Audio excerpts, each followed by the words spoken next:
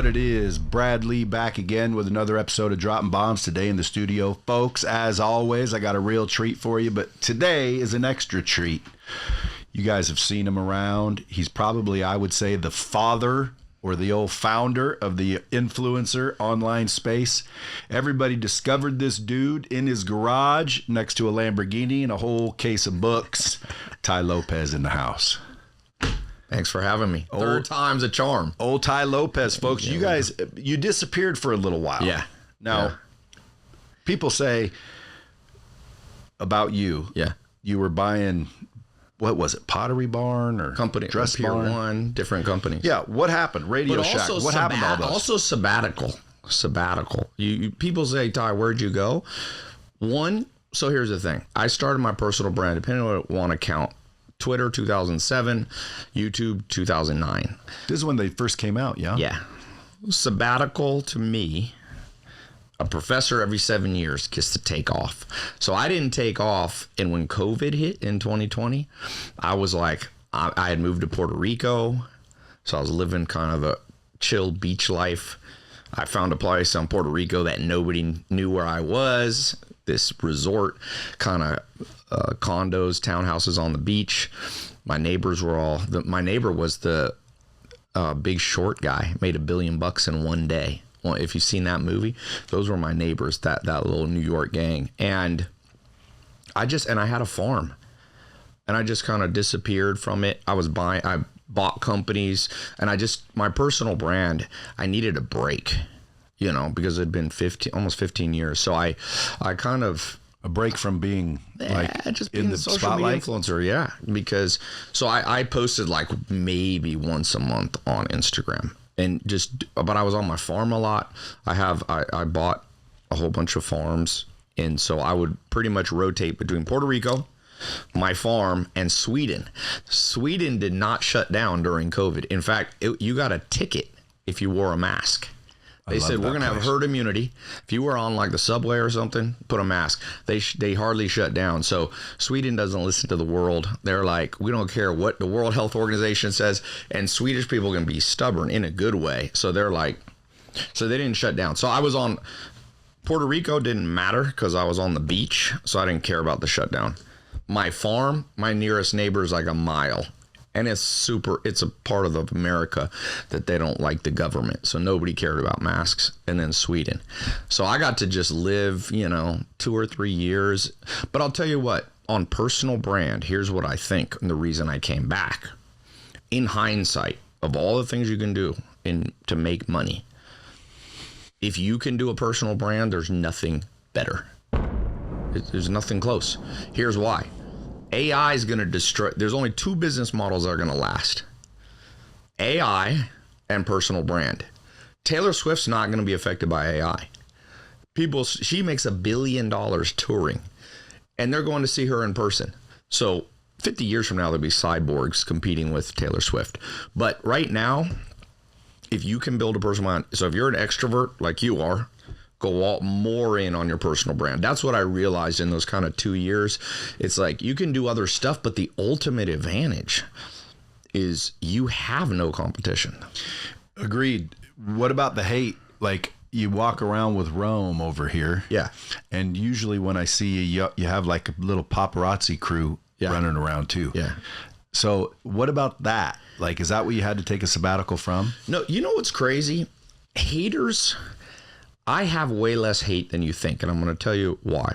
Online hate, I shoot for about 20% of people who follow me, watch me, to not like me. It's called controversy marketing. You can't build a personal brand anymore without controversy. The algorithm needs negativity. Even Mr. Beast, he builds African wells to help the poor.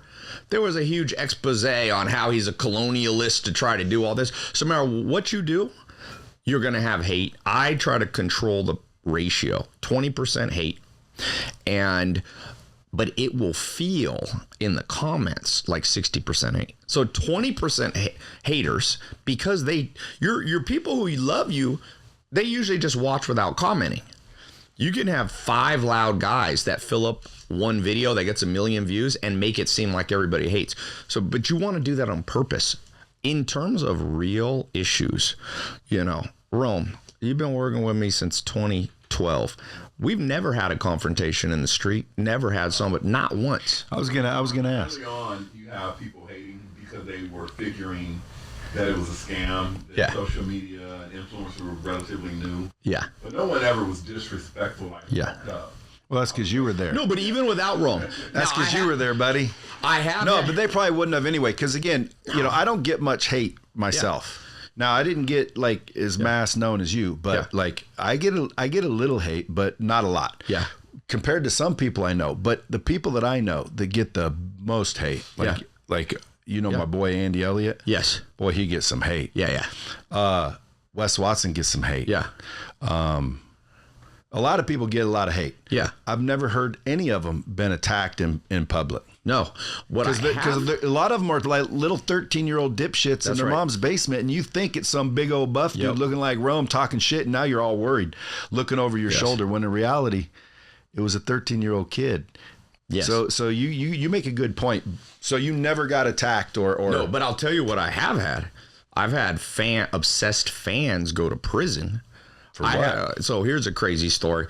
An obsessed fan, he used to come to the house in Beverly Hills. Now, I never met him because I had like a butler guy, but I found out later this guy had come many times. Big, redneck, 6'6" dude. And he just wanted to talk to me, pitch his business deal. And so I had another place in La Jolla. So I'll never forget this. I'm in La Jolla. This is 2017. I'm in La Jolla. It's 3 a.m. I get a call. For some reason, I answered it.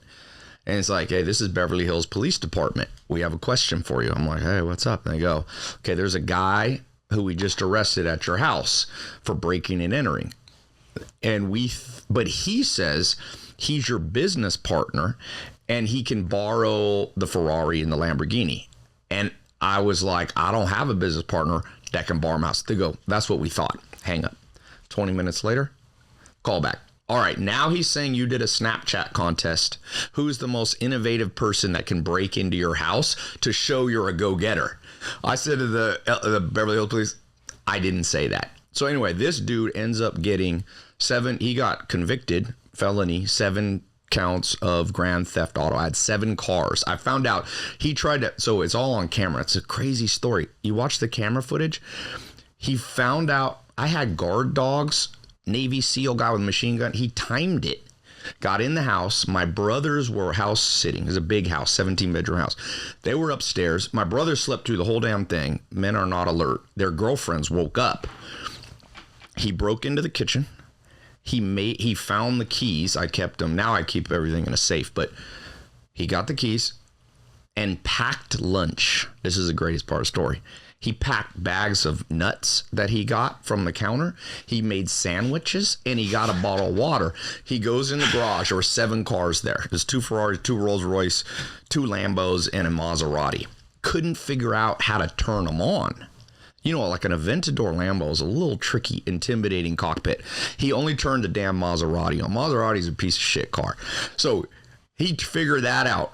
He backs out, but I had an extra gate. By then, my brother's girlfriend heard it, called LAPD. 14 cops come, like SWAT team, and had him at gunpoint. But so I've had that, and I've had other guys get arrested that wouldn't leave in front of my house, want to meet.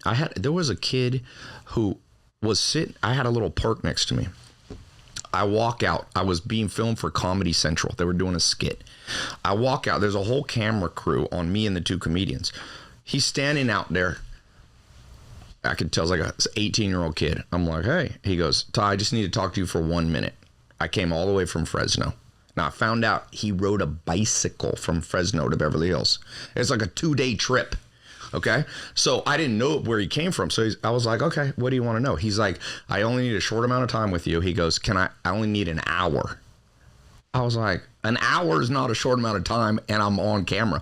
So I said, write down on a piece of paper what you want, put in my mailbox. Well, instead, he went and sat at that park and never left till the police came, called his dad. His bike broke on the way, so he walked like the last 10 miles of his. So I've had people started walking to my house. This guy, actually great testimonial, Christopher Lopez. I used to put him on my social. I haven't caught up with him for 5 years.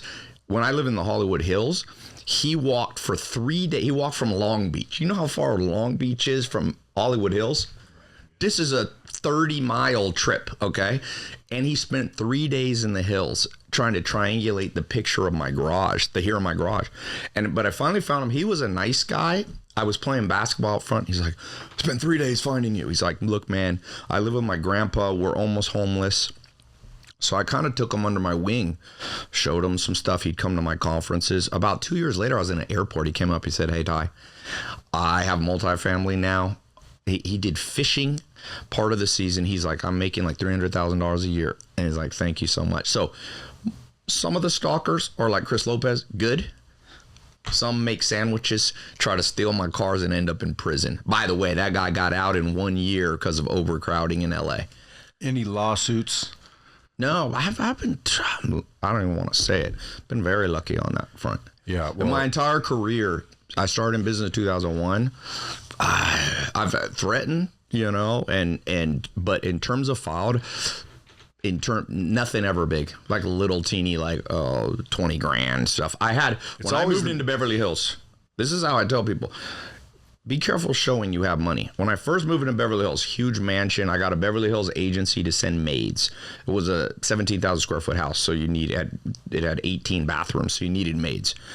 The first week I'm there, a maid who worked 1 day did a lawsuit. It was actually not against me. It was against the insurance. She said she tripped on a banana peel out in the garbage cans and hurt her back. So that was the first time I'm like, oh man, if you got money, I'm like, you couldn't think of a better Bugs Bunny excuse. Who trips on a banana peel? But the lawsuit got dismissed, but you're going to get some weird shit if you... I say if you haven't been sued or messed with like that, then you haven't got big enough. Yeah, because it's going to happen to everybody eventually. If you want to be super rich, which is not my goal, I never want to be I had a business partner once. He's like, I have one goal only, be richest man in the world. I'm like, I have no interest in that. But if you want to be the richest man on earth, you need to set a minimum quota of lawsuits against you. If you're American, if you want to be the richest person in the world, you have to be willing to at least have 100 lawsuits. Donald Trump has 3,000 public lawsuits that have been filed against him in his career. So, and they call him Teflon Don because he's fine. But if you want to be a billionaire, you're going to have to, I would say 50 to 100 would be minimum. Is Trump a convicted felon? Rome. So we have two people. I like Trump in a certain way. Rome here is, if we ranked all 8 billion people on earth for love of Trump, Rome, you are last. Rome is the number one Trump? hater. You can't even, don't even bring up Trump. You're going to throw somebody. I don't know why though. Yeah. I mean, maybe. We have to give Rome a podcast. Listen, everybody, listen, Trump, I've said before. Yeah. The guy's a little bit, I'm liking him more lately, but the guy's a little bit, not representative of our best, right? But he's a businessman and he is in there doing business, and that's what's cleaning shit up. Yes. Elon's raping the whole freaking federal government's Rome don't books. Like Elon either. I know, but like he's going into the books and he's just opening it wide up without their permission, and you see everybody running. Yeah. And dude, there's 397 Social Security checks being cut every month, and we only have 344 million people. Right. How's that possible? Oh, for sure, man. Big government bureaucracy. Here's my thing about Trump. If he gets rid of or drastically reduces federal income tax, I'll be his biggest fan on that one issue. He could be murdering people daily. No, I wouldn't go that far. I saw an interview with a guy with Trump. He goes, you wouldn't literally do that. A guy goes, I love Trump so much they could find dead bodies in his basement today. I'm still voting for him. I saw a guy on the street. If he gets rid of federal income tax, I'm that guy. I'm going to go on camera. I might even get a Trump tattoo. I don't know if Trump will work with me. I mean, I don't know if Rome will work for me anymore if I get a Trump tattoo, but I'm going. If he gets rid of if he gets rid of income, if he gets rid of the IRS and the income tax. I asked ChatGPT. This is my theory. Flat tax is a smart way to go. So I asked ChatGPT. So we bring in, let's say, 3 to 5 trillion in tax receipts. About half of that comes from federal income tax. The other comes from other. If we increase tariffs a little bit, you got to be careful with tariff. Tariffs can work, but can backfire. Okay, it depends if it's a commodity that has worked so far. Yeah, but there are instances. It's one of those like double-edged swords. But if you switched federal income tax, you go to all the military contractors that we spend $800 billion on. You say, you got to give us the same stuff for half the price. They get too big a margin. I saw them. They sell a bag of like screws that you can buy at Lowe's, $80. American military is paying $80,000. I saw a Senate House committee on it. Yeah, but that you don't really believe that, do you? Oh, that's just what they're putting down in the books. That $80,000 is not going to whoever made those screws. Well, it may go a little bit to this big man. The couple mob guys take the in between. When I first started doing jiu-jitsu, my teacher was a guy named Brad Hoffman. He was in UFC 1, okay? He was also a Navy SEAL. When Gulf War started, or after 2011, when we invaded Iraq, Afghanistan, all this, he won a contract. Maybe I shouldn't say this whole thing was his name, but hey, it's been long enough. He won't care. U.S. government was giving him $60,000 a mercenary he sent. No, sorry, $260,000. He said he had to give him a backpack with 50 grand, with 10,000 worth of weapons, and he pocketed 200. So I know military contractors just. Anyway, but ChatGPT says if you had a 15% flat tax, no deductions, none. I would love that. No deductions. That it would be this. You would not have any deficit for everybody. It'd work. Everybody. And everybody. And I think people who make less than 10 grand. No, everybody. Yeah, maybe. Everybody, yes. dude. Okay, I'm okay with everybody. If you make 10 grand. I think it could be 10%. I think it'd be 10%. There should be use taxes, though. The dude who drives all the time on roads, we have the technology. He should pay more. The person who doesn't drive, pay less. There should be more toll roads. More toll roads. See, I disagree. No, but would you rather have federal income tax hitting you for 40? If you live, I live in California. I've had a 52.5% tax bracket, 13.5. But you also had beautiful weather in exchange. Yeah, well, it ain't worth it. $1 million, every $1 million of profit I made, I was left with $470,000. Isn't that crazy? Crime. Yeah. So if somebody said to me, Ty, you're gonna have to pay tolls when you drive, but I won't charge you 52.5%. I'm like, shit, I'm gonna get a bicycle. Bicycle has no tolls.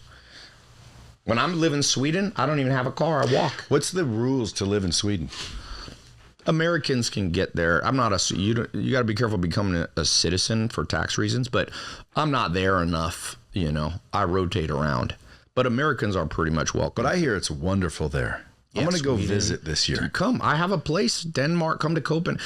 Look, this is what I say. This is going to make you mad.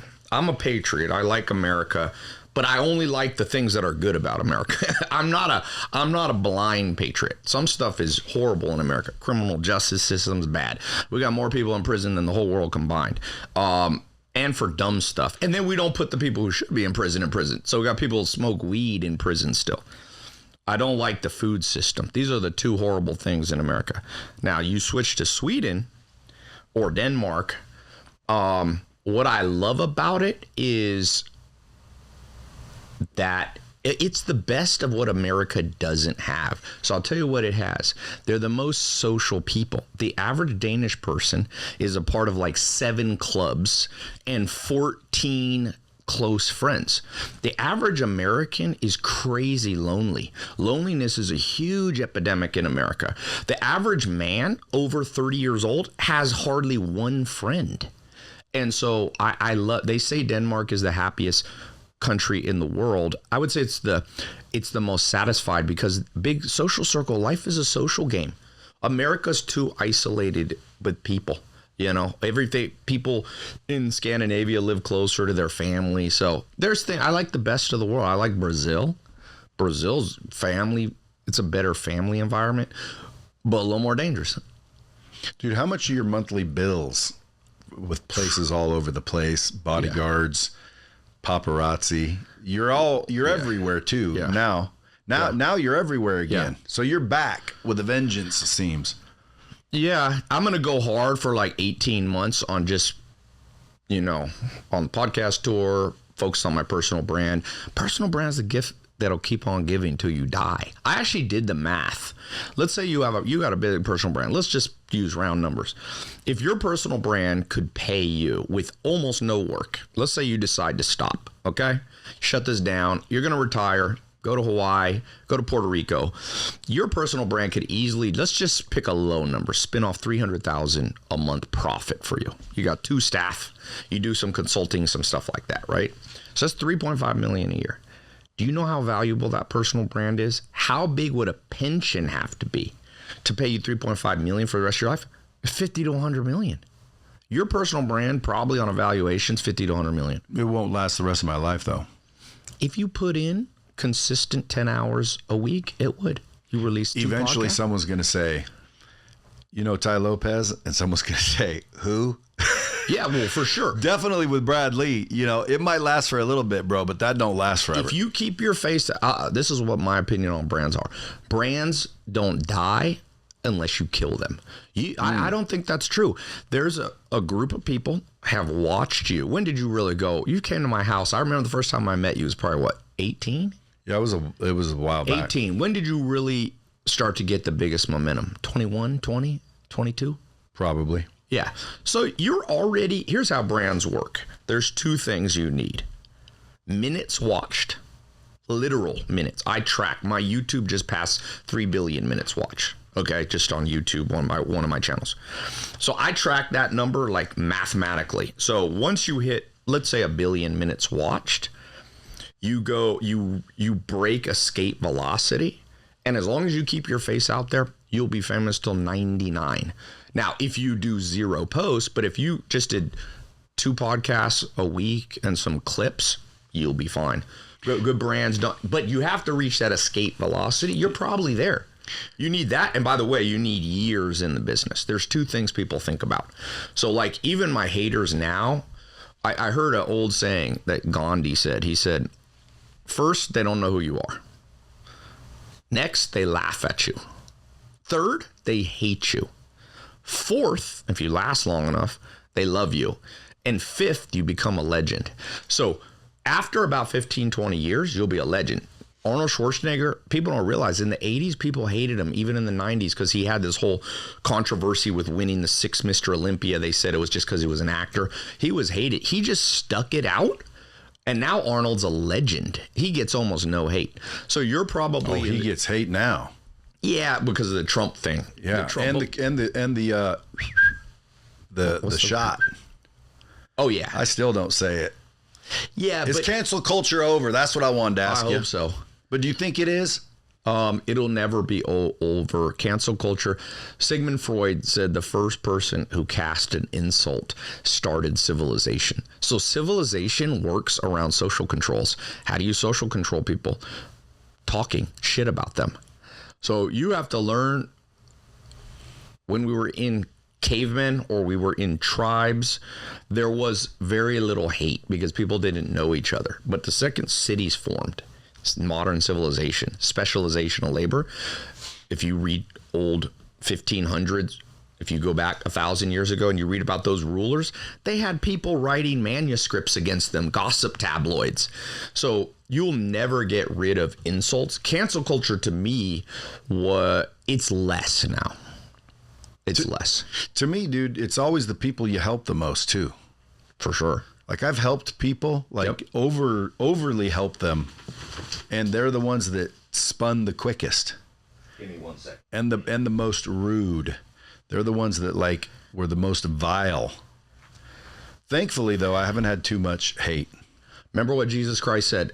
A prophet is not without honor except in his own home. So what that means is when you help a lot of people, when you're well known, they won't always honor you. It's crazy. Would you recommend everybody get a personal brand? And do you think everyone can? No. Introverts sometimes can do it. That's why I said if you're an introvert, build an AI tech company to solve a problem, automate something. The best thing right now, if you're an extrovert and you're broke, if I was homeless right now with $0 in my bank account, if I was an extrovert, I'd learn phone sales. Quickest path from 0 to 100K, just learning how to dial and persuade. That's what I'm talking But if about. I was a hardcore introvert and I just was petrified of people and I couldn't fix it, I would build an AI marketing automation agency. I'd go to business owners, say I charge $2,000 to $20,000 to automate something in your business, your chat, your customer support, your phone sales, your lead gen. And I would get from 0 to 100K with an AI automation agency. How would you learn the AI? Oh man, I sit there and talk to ChatGPT 20 minutes a day, and you'll become 20 IQ points higher this week. And by the way, in the history of mankind, nothing's ever took a dumb man to a smart man. There's never been a tech except ChatGPT. It takes a dumb man, becomes smarter than a smart man. And you get paid in proportion to how sharp you are. There's a myth, now to become I always say there's rich and wealthy. I've met rich people that are kind of dumb. That's a 1 to 10 million net worth. But I've never met a wealthy, let's say ultra high net worth in America's 30 million. Swiss consider it 125 million. I've never met an ultra high net worth person that's dumb. And I've been in business with 3 guys on the Forbes list, 3 real billionaires, not Instagram billionaires, not podcasts saying, oh, I'm worth $1 billion. And all of them are sharp, man. So for the average person in history, if you weren't born sharp, you were just kind of locked on your income. But now you essentially become a cyborg. AI, you talk to it enough, eventually there'll be a chip and you'll go, Bradley, he's got a podcast I like. I want to replicate it. Here's what I want you to do, ChatGPT. I'm an introvert. Go write me a complete script.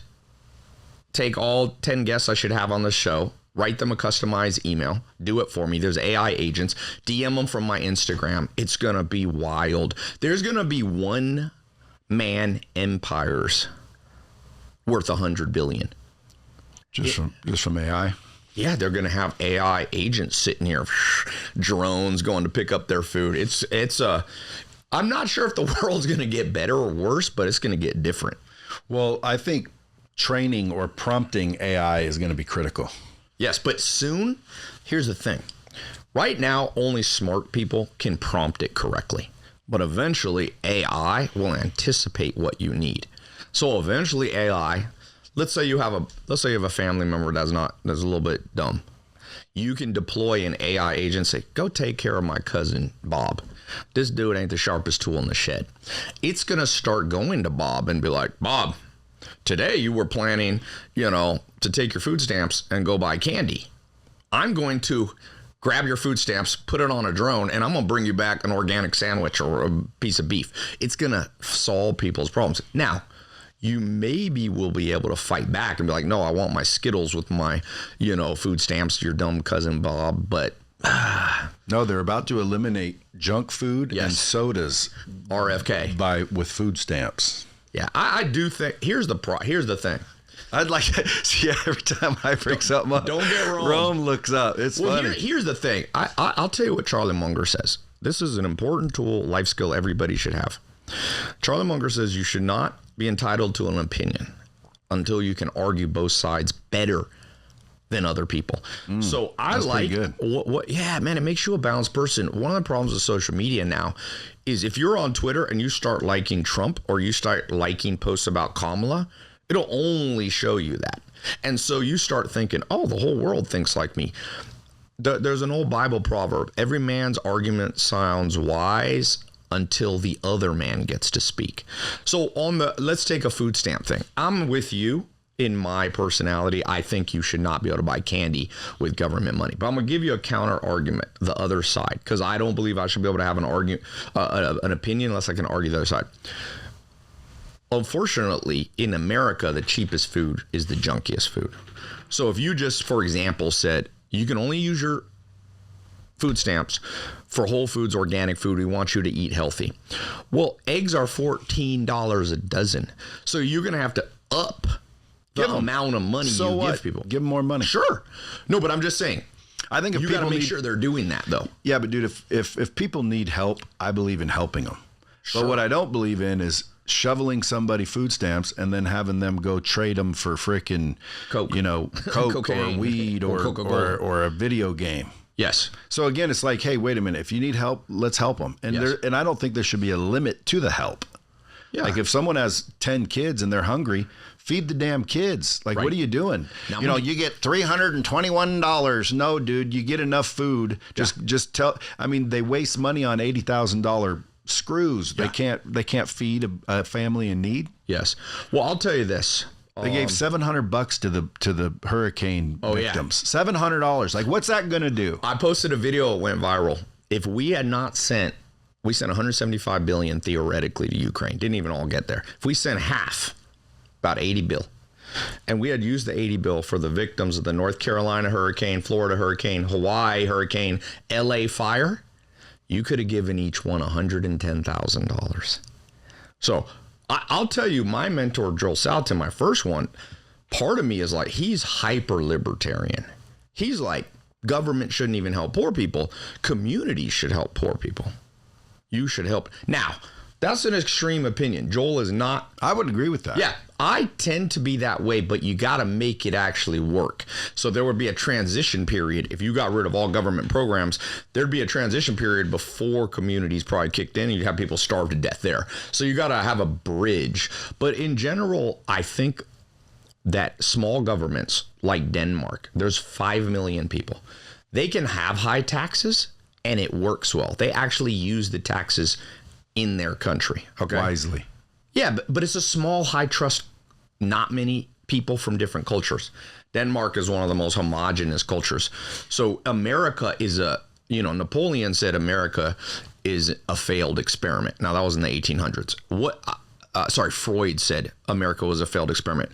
I think that what he meant is when you bring in people all around the world with different values, and for sure different cultures have different values on aggression, on honesty, on work ethic. Okay, I'm not talking about races, I'm talking about cultures. When you do that, America is a tough one. You could not just take the Danish system and put it here. And so sometimes people say, oh, we should be socialist like Denmark. I'm like, that works when you have 5 million people. At scale, a lot of things break down. So America's got 330 million people. You got the whole Latin community now is like 20% of America. Different set of values. Some good, some bad. Old school American values, some good, some bad. You got large influx of Indian people, especially into businesses. Some good things, some bad things about their culture. When I say bad, I would say there's some things that work and some things that don't work. And so America is a grand experiment. And so when I see people saying oversimplification, I'm like, dude, if I was a dictator or king of the United States, I honestly, if I wanted what's best for the country, I would have to take a year to bring in the smartest people, and we'd have to talk it through because I'm not sure what you do. If you get rid of all federal income tax, and how about this? If America gets rid of government spending, we spend more than any country. We spend almost $1 trillion, okay? 800. They say 800 billion. There's for sure 200 billion of dark ops that we spend on. So 1 trillion. The whole world only spends 3 trillion on military. So if we get rid of our military, which is like what my mom is more of a fan of. My mom's an anarchist. She's like, get rid of military, only protect yourself. So have like a home guard, but no offense. The problem with that is, will Russia and China play ball? They might be like, shit, we'll take over the rest of the world. China's already doing it. China's buying up all the resources in Africa. They're in South America. So if you're an isolationist, it sounds good for a few years, but then all of a sudden we're not going to have any of the core to make electric cars. You need all this stuff that's coming out of Bolivia. You need stuff that's coming out of Africa. So all I could say, I don't mean to sound like I don't have convictions, but I do. Nietzsche said convictions are greater enemies of the truth than lies. So be careful what you're sure of. And I tell people this in business. If I meet you, I want to find out your strongest conviction, because I'm sure that's where you're most likely to be wrong. The biggest conviction. So be careful of having too many convictions. I am convicted that there is a creator. Okay, let's talk about that. Guaranteed a creator. Okay, so there's a God. Do you say God or a creator? Creator, because his name is big Jew, Yahuwah. G-O-D. His name isn't God. Okay, so you're Christian. By the definition, I suppose. Yeah. But, you believe Jesus? Do you believe Jesus Christ is the Son of God? Well, number one, his name is not Jesus. But yes, I do. Yeshua, chosen by the line of David. Yahusha Comes through was his David, name. Solomon. If you appeared back then, his name is Yahusha. Yes. Shortened. Do you believe in the that Bible language, is Yeshua? But his name was not Jesus. That's a whole nother story. But yes, I do believe in. Do you believe the Bible is infallible? The things it says are true. Not all of. Well, in most part, but I also believe there's omissions and derivatives that were created by man. So okay. I don't fully believe. Do you believe Solomon was the wisest man to ever live? I never met him, but the Bible says he was. Then I'd believe it. He had 1,000. But maybe not, because 1,000 wives and 1,000 he's a king. concubines. See, when there's a king, Tai, like the King James version, why is the word version even in it? And when you go, why does he get his own version? Well, because he's the king, and it's the King James version. Yeah. So some people will tell you that it's exactly translated from the scripture, and then others will tell you, no, it is not even close. Yeah, but Jewish people have, this is in the Old Testament. So I'm saying, Solomon, you believe, is the wisest man ever. He has 1,000 wives and 1,000 concubine mistresses. If you have a son, do you say, follow the wisest man? Not the wisest. He was. The Bible says he's the wisest man. Why would you follow the wisest? Because the Bible says wisdom is greater than gold or silver. Yeah, but if he wasn't godly, or but that was God. Solomon wise is the and line godly of Jesus are two Christ. different things. Solomon, David, Jesus Christ. He's the line of David. Well, I have to chat GPT some We shit. have to chat GPT. Anyway. All I know is there's a creator, only because if you look around, dude, there's too much order for it to be coincidence. But could we be a video game of a 1 million year ahead civilization? Think how much the world's changed in the last 100 years. So could there be a civilization approximately 1 million years ahead of us? We, in a million years, if we don't blow ourselves on the planet, at the rate of technological growth, they call it Moore's Law, we will be like 1 trillion times more advanced now. Okay. Is it possible we are just a video game that they're testing things? They're like, you know what? I want to split test my life. So before I tell my kids what to do, let me set up Bradley Tai life. Let's make them feel like they live 80 years. Because when you're in a dreams on average take about 1 to 2 minutes, and they feel like they're 8 hours. So this whole life could be happening. We could have implanted memories. Well, I mean, theoretically. But that's a creator. It is still a creator. That's a creator. But it's probably not likely, because the story of Yahusha is been scientifically proven through, But there could be factual evidence. The smartest physicists, Like if you go through the Bible and you go back, archaeology and science has proven it. That it's never disproven anything. It has, however, proven it. Give me 1 second. I lost mine. You don't even need that mic, just FYI, unless it's yours. No, this is your guys. So it's never been disproven, but by science. Yeah, but I think the onus is on to prove. Look, if I tell you I have $1 trillion in my bank account, so you should be my business partner because it'll be great to be in business with a trillionaire, I think I have to prove it to you. I don't think I have to say, well, nobody's ever disproven that I'm a trillionaire. Find any proof. So you don't believe in God? I do, but I think, here's what I think. Greatest analogy is from Einstein. He said, I feel like we are like young kids in a library, a giant library, and it's full of books, and you can tell they were written, but you don't know the language and you can't understand it. And so you sit there in awe of this thing. It's from somewhere, but I'm not 100% sure what language it is. And so maybe I need more faith. Jesus Christ said, unless a man's born again, he can't see the kingdom. So how do you see the kingdom? I'm not an expert on the afterlife. I try to be an expert on this life, and maybe that's a mistake. I lived with the Amish for 2.5 years. They're super Christian. I've been, around Jewish, and I've lived in 40 or been to 40 countries for a long period of time. I feel like we're those kids in a library, and we're like, oh. And so whenever people go, I know exactly what happened, I'm like, man. Would you say that ChatGPT is the smartest thing we have? On some things, like because if you ask it, what's the most likely to be true, and why would you say it? It says Christianity. Let's see. Let me. I like this. It also says that there's definitely a creator. What's the most? If you have to choose ChatGPT, you have to choose a religion. What do you think is the highest probability? Don't be politically correct, damn it. Give me an answer. Let's see what it says. Sometimes I leave 45-minute voice memos for ChatGPT. Change your life. It's crazy. But let's see what it says. ChatGPT changes. It's not yet perfect. If I had to choose based on probability, approach it from a few different empirical and historical analysis. Let's see. The Abrahamic religions. So Judaism, Christianity, and Islam. Hinduism and Buddhism are also ancient. So it's not sure. Deism. Okay, give it a second. It's giving me... wait, let me do this. Hey, stop yapping. Give me the short answer first, and then to give the long explanation later. Sometimes you got to whip ChatGPT into shape. Can you talk to it like that? Oh, hell yeah. Watch, I just did. I said, stop yapping. It's great. Mental release. You can yell at it, curse at it. It stopped.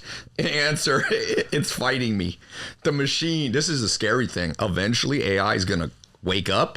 And so here's a crazy story about AI. Some people say it's false, but I don't think so. A general told this story in the U.S. military. They had an AI-controlled simulation. I think it was here in Vegas. It's all on computers. They sent a drone out.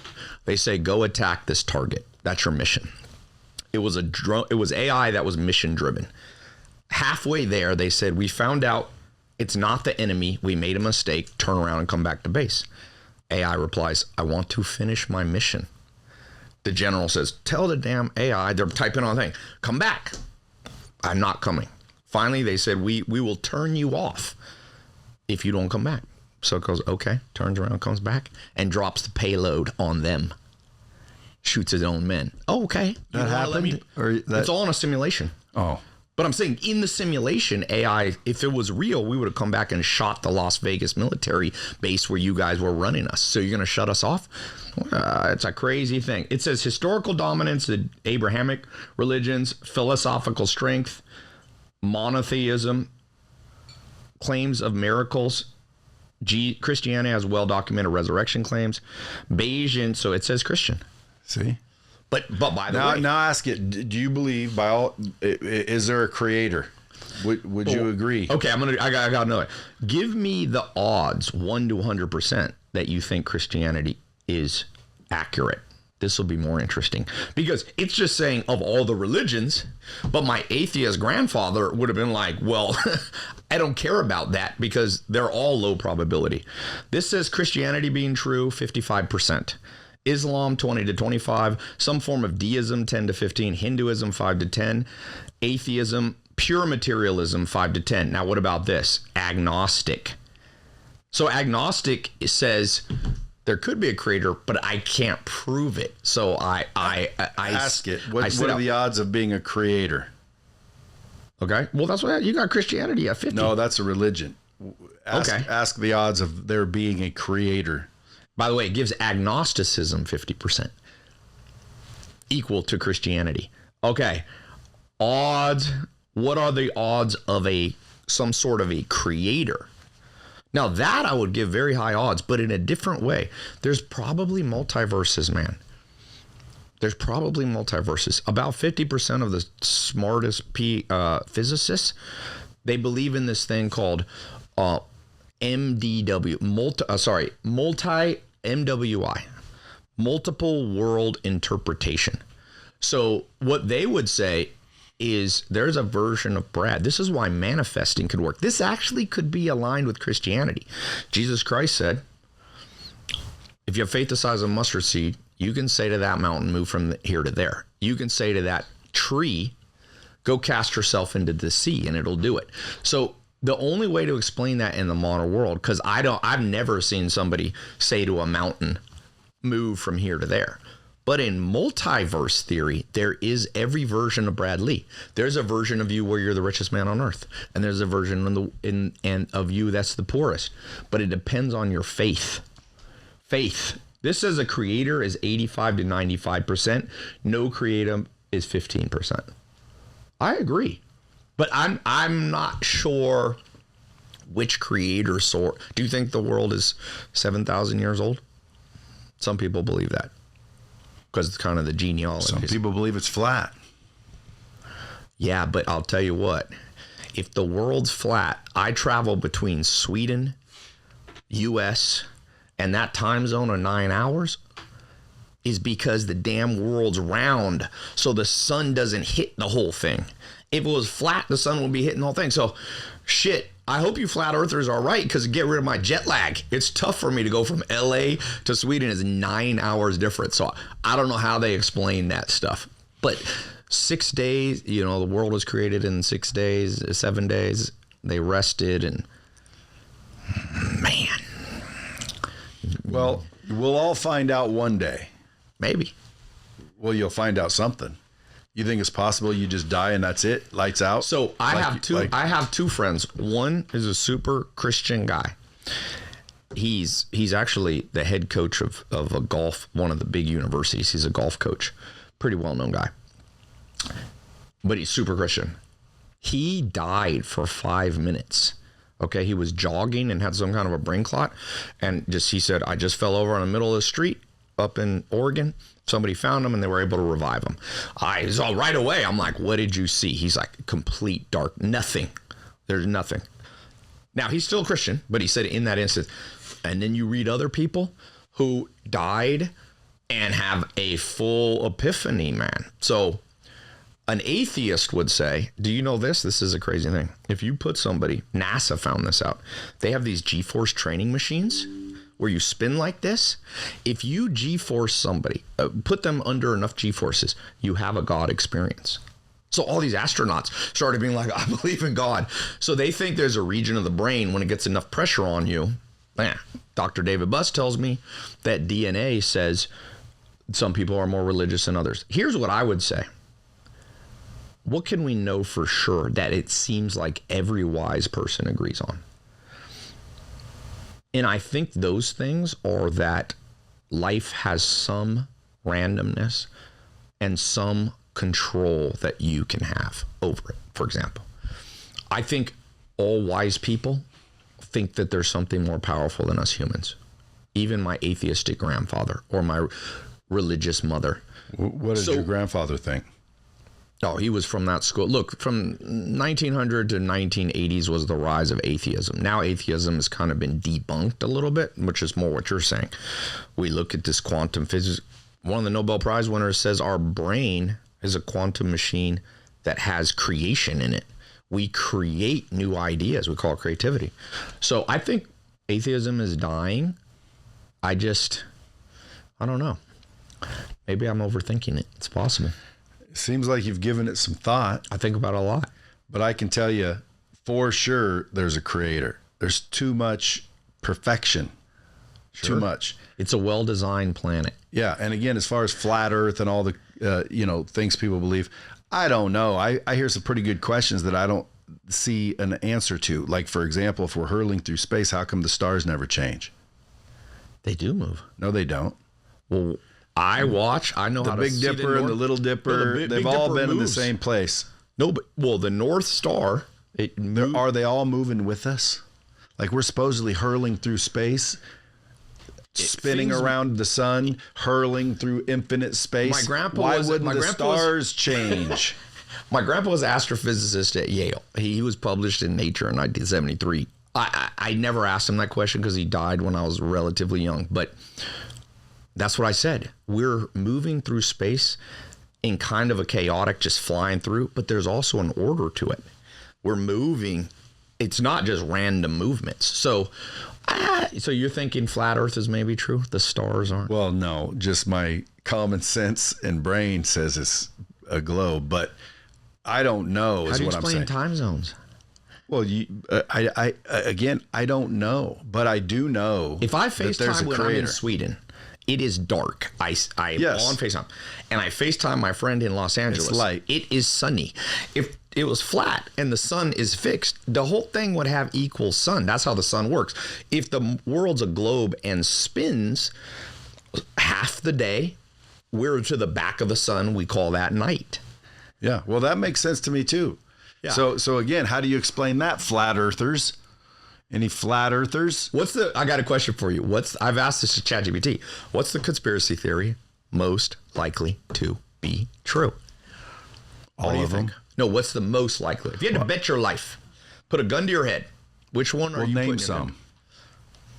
JFK, 9/11 being an inside job, COVID being JFK. planned by Bill Gates, JFK's proven now. flat Earth, multiple shooters. That's even? probably the least like multiple shooters. It's the government. JFK. The government. But no, whacked it. this conspiracy, they say it was one shooter or multiple shooters, and it was a cover-up because it was the government there was with multiple There shooters. was multiple shooters. Okay, so JFK you think's the most like. What about 9/11? 9/11's. There's some very think it's peculiar insider? happenings. Yeah, I think it was planned. Yes. COVID, did Bill Gates plan it? I don't think Bill Gates planned it. But a group of, do you think a group of rich people planned the pandemic in order to get control? My mom believes this. I tend to believe that. 100% probability? I would say it'd be hard to be not true.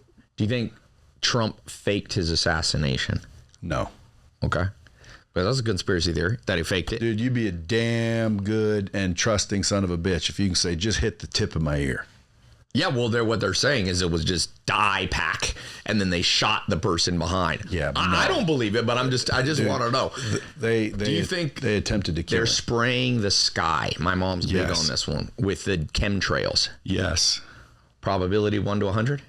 Again, I don't give anything 100 80? except 60? there's a creator. So you give 100 to creator. I know there's a creator. Chemtrails is what? 90. Flat Earth? I mean, I've seen videos. This is what I don't understand about social media. Like, I always look over here to these people that think I'm nuts for believing it. And I'm like, you didn't see those videos? Now, if those were fake videos, AI generated fake bullshit videos, that's why I tend to believe it. It's because I've seen evidence of it, like Mr. Obama, Big Mike. So you believe Michelle Obama's a female or male? I've seen videos. I don't know if everyone's seen these videos, but I've seen videos. You can't miss a flapping wiener. Well, Okay, now it could be faked. With AI. It could be faked. Yes, it could be okay, faked. so if it was faked, then no, I don't believe it. Like, it's hard to believe. Why wouldn't they just say it? But then again, have you seen House of Cards? Yeah. You think there's deception in the government? Yes. Because there's people in the government and there's deception in people. Yes. It's not like the government's this thing. Yes. They're not all in on it. But if I'm in the government as, let's say, a senator, and somebody asks me if it's okay to get paid and not be illegal to inside trade, and I'm the one that gets to decide. Oh, I'm going to there's insider trading. Yeah, I'm going to decide it's not against the law for us. Here's one thing, a conspiracy theory that I think is 98% likely to be true. That people come into politics with $100,000 a year salary and walk away with $50 million net worth from their stock trades. That's insider trading. And by the way, if you ask ChatGPT what percentage of insider trading is caught, 15%. So for sure, only 15% of people go to prison. The other 85% get rich. That's why I tell people, be careful thinking you can trade stocks and become wealthy if you're not a dishonest person, because the dishonest people have an advantage on you because they fly to the company headquarters, they pay an employee, what's your earnings report going to be? Oh, it's going to be down. They go short that stock. And so if you're an honest, that's why I tell, a lot of guys who follow you and me want to make money, right? And by the way, one of my things, you asked me what's new in my mind. I'll tell you some thoughts that are new in my mind. One is that money is life. So don't let people shame you for wanting to make real money. And here's what I mean by that. 100 years ago, my grandma was born in a little town in Germany in 1918. Money wasn't life. Family and community was life. People lived together. If you didn't make a lot of money, you could still sleep and eat with your family at the dinner table, right? You could sleep at the house. Now we live in the ultimate nuclear family. Like, most people don't even live in the same state as their family. They might talk to their mom twice a year, especially Americans. We don't grow. My grandmother used to grow their own food. My grandma said she never went to a restaurant till she moved to America. There was no restaurants for most of our ancestors. You cooked at home. You grew your own garden. So now people don't know how to grow their own food, build their own house. We don't know how to get our own oil to fill our car. So now money. If you have money, you have the best health care. Your kids get the best. You live longer. So now money is life. And so, and I think this is an unfortunate truth, but it is a truth. So I tell men, hey, in the modern world, the world is very cruel to men who can't make money. So you better learn to earn. And it is a skill just like learning to swim. And some people don't know how to swim simply because they didn't take lessons. Anybody can learn to swim. There's people in the Paralympics that don't have all their limbs and can still swim. So you better make money a hobby just like you do video games. And there's a lot of American dudes spending 3 hours a day on video games. I'm like, why don't you cut that to 3 minutes and take those 2.5 hours and, if you want to use a Bible verse, study to show thyself approved at making money. And I think different men have different capacities. I don't think everybody's created equal when it comes to making money. Well, let's talk about it for 2 seconds. Oh, yeah. You're now, nobody knows who you are. Yes. You don't have any money. Yes. How are you going to make $1 million inside of 12 months? Well, first off, my advice to myself, I'm 18. I'm like, I'm not going to No, you're not 18. You're your age. I'm going to tell myself, I don't want you under that kind of pressure. You're going to make mistakes. I want you to add a zero. So my goal would be like, today, I want you to make $100 from an online business, whatever, or a phone sales. I get 100. Then I progress another zero. How do I, for 3 months straight, make $1,000 a month? Then I'm adding a zero, 10,000 and 100,000. And then I'm trying to figure out $1 million. But I'm not a fan of people with goals that are too big and too short of a time. You can have big vision, but you should have small goals, big vision. Yeah, but you can make $1 million inside of a year knowing what you know. Yeah, but me and you. Let's pretend you don't have a brand. So I'm myself. And you don't have any money. I have all my skill. You're you. You're just, nobody knows who you are, and you got no money, and you got 1 year to make $1 million. Marketing agency. Nothing touches it. Nothing. I've been teaching people SMMA, social media marketing agency. I own the trademark for it. I've taught, I launched a generation of entrepreneurs off that one concept. By the way, I've never seen Grant Cardone's, we both know Grant, that show he did. What was it called? Undercover Billionaire? He told people to start a marketing agency. That's what he did. So I could charge, even without a name, I should be able to charge $5,000 a month. I'd have to put in work, but I could manage not just their Facebook ads, but I would manage their social media, and I'd make fan accounts for them. $5,000 a month. My cost would be $1,000. I'm getting a team around me that's in Brazil, Philippines, and Thailand to help me out. I'm doing work. All I have to do is get approximately 15 clients at $5,000 a month. And that's about $80,000 a month, which is $1 million a year. There's nothing better. I would add, if I like tech, I'm gonna add an AI automation. There's still nothing better than the marketing agency I launched in 2016 to make your first mil. But if you asked me to make my first 10, I would not do that. You know what I would do? I would find a relationship that I had. Okay. Borrow, let's say, a couple $100,000. Okay. And I would go buy a business that was throwing off. Yeah, but you didn't give me that parameter that I have a You friend. can do anything you want. Like Donald Trump, what's the thing? I only borrowed a small $100 million. Yeah, okay, if I have a Listen, friend. Relationships, bro, are valuable. Yeah, but see, I grew up poor, man. But you have relationships where if nobody knew who you were and you had no money right now, you could pick up the phone and borrow a couple $100,000.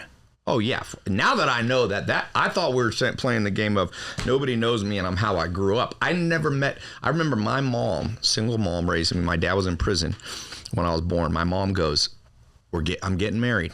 Guy named John, Big John. He was 6'7" Italian guy. She goes, our life's going to change. I go, why? He works at the post office. He delivers mail. He makes $28,000 a year. My mom probably made $8,000 a year. He's like, life's going to change forever. So I didn't have a network growing up, but I could have borrowed $200 from people. What would you say to those people? Like, go get a network, start building relationships? I agree with you. If you have the network, yeah. Let me answer you this way. Can I give a longer answer? Because I think it's an important question. Yeah. I created a mental model for my team and myself called the 7 multipliers. I'm actually going to launch it as a course, just a cheap course, but very powerful. So there's 7 multipliers of wealth, in my opinion. I've thought about this for a year. I don't think there's 8. I don't think you need 8. I don't think you could do it as little as 6. You need all 7. Andy Elliott was at the house. First person I ever told this. So multiplier 1 is people around you. Can you attract, and by the multiplier, by the way, I mean you put a little bit of work and you make a lot of money. That's a multiplier. I'm not talking about you're making $20 an hour. I'm saying you're making this much work and making $2,000. Multiplier 1 is people. But I mean your staff, your team. You have to know how to hire. So one of the multipliers, if I had nothing, can I attract one smart ass chief operating officer, one badass, and just say, bro, I got no money, you got no money, but you're good at something. Let's join forces in terms of a company. So that's number 1 multiplier. And these are kind of in order of power. Number 2 multiplier is branding. I would start to brand myself. And if I was not known, I would pick a teeny thing that I have a little bit of competitive advantage. Maybe I got good hair for my age. I might launch a brand where I start posting, yo, dude, if you're losing your hair, like I'm gonna show you, because this is actually what I do. I got a routine from my hair. I use coconut oil. Here's a certain type. I start building that little brand where people trust me on one little subject, hair. Believe it or not, it's a big market, because a woman once told me there's 2 things that make a man insecure: losing his hair and losing his dick power. Okay? So it's a big market. So that's the second multiplier. The third multiplier is capital. And that's what you were speaking. Do you know the language of money? So even when you have nothing, you can convince somebody to put $100K with you or $1 million with you. It's a level 3 multiplier. Level 4 multiplier. These get trickier. I think all the time if I should switch the order of these, right? So level 4 is network. That's what you brought up. So that, and this is my definition. Mark Cuban told me this. He said, Tai, just because you have somebody's phone number, it doesn't mean they're in your network. He said they have to smile when you call them and they see your name.